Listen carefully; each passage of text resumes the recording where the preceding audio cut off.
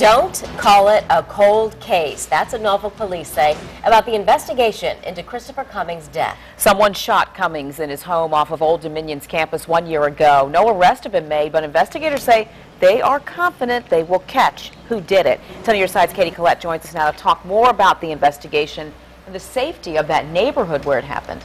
Nicole and Stephanie, shortly after Chris Cummings died, a huge push was made by both ODU public safety officials and Norfolk police to work together to make the Highland Park neighborhood safer. The question, are their efforts working, especially if the gunman is still on the loose?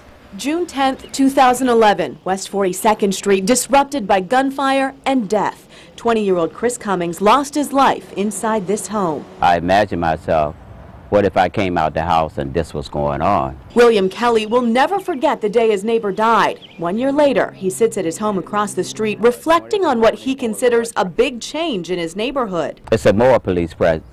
And with that presence comes a quieter street. Usually it would be over Friday and Saturday mornings, be beer cans, be beer bottles everywhere.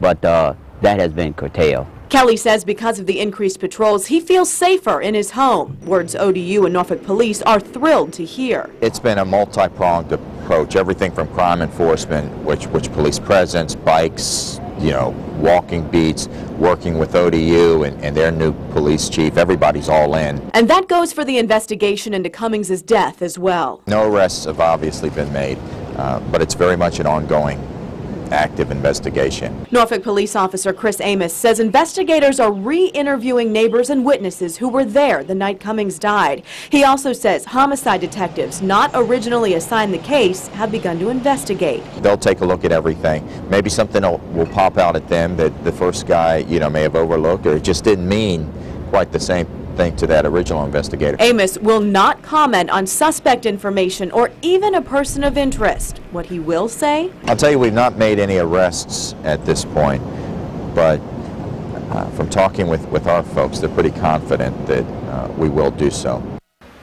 Now, Amos tells me investigators know more information about this case is out there. Maybe someone started bragging about the crime, or you remember something that seemed off about that night.